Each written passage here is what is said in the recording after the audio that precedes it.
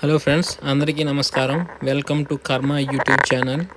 ఈరోజు నేను బ్యాన్ఫ్ని విజిట్ చేద్దామని మా ఫ్రెండ్స్తో పాటు కదిలాము. అలాగే బ్యాన్ఫ్ చుట్టూ ఉన్న కొన్ని లేక్స్ ఉన్నాయి. ఇది చూడండి, ఈ పర్వతాల చుట్టూ ఉన్న లేక్స్ని మేము కవర్ చేయబోయాం.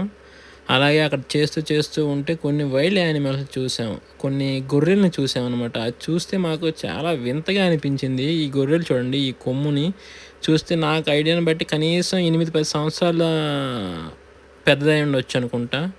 ఇదిగోండి, ఇక్కడ ఉన్నాయి 2 గొర్రెలు. ఇవి గొర్రెలా జింకలా అంటే గొర్రెలే అని, జింకల్లా ఉన్నాయి. కానీ ఇవి చూసేటప్పటికి కొత్తగా చూసినట్టు అనిపించింది నాకైతే. ఈ మేకల్ని గొర్రెల్ని చూస్తే, ఇవి మేకలు, ముందు చూసింది మీరు గొర్రె. ఇవి చూడండి, ఇవి మేకలే అనుకుంటా నేను.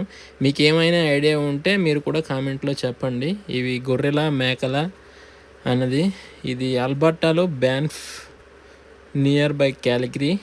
సో మీకు ఇలాంటి ఎక్స్పీరియన్స్ ఉంటే మాకు కూడా కొంచెం షేర్ చేయండి. ఇక్కడ అవి అడ్డంగా ఉన్నాయని ఎవరు మూవ్ అవ్వట్లేదు, అందరూ స్లోగా మూవ్ చేసుకుంటున్నారు వాళ్ళ కార్స్ని.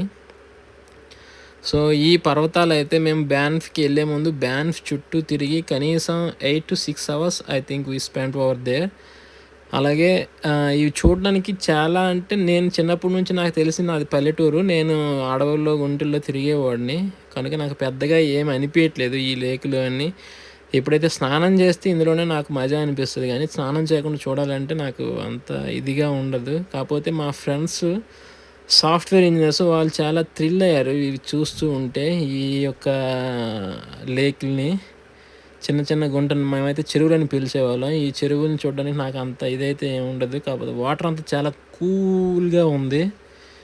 స్నో పడే ముందు మేము వెళ్ళాం అనమాట. ఇది కాకపోతే చెట్లు అన్నీ బాగానే డెకరేట్గా ఉన్నాయి. కాకపోతే ఒకటి ఏంటంటే, గవర్నమెంట్ ఆఫ్ కెనడా అందరినీ టేక్ కేర్ ఈక్వల్గా, అంత నీట్గా క్లీన్గా ఉంచాయి. ప్రతి దగ్గర పాత్వేలు ఉన్నాయి. అలా వాక్ చేయడం కూడా చాలా బాగుంది. ఏరియా చాలా దూరంగా ఉంది. 4 hours 2 hours జర్నీ అనుకుంటా క్యాలిగరీ నుంచి. అయినప్పటికీ బాగానే, మా ఫ్రెండ్ కొత్తగా కార్ టెస్ట్ పాస్ అయ్యాడు, రోడ్ టెస్ట్ పాస్ అయ్యాడు.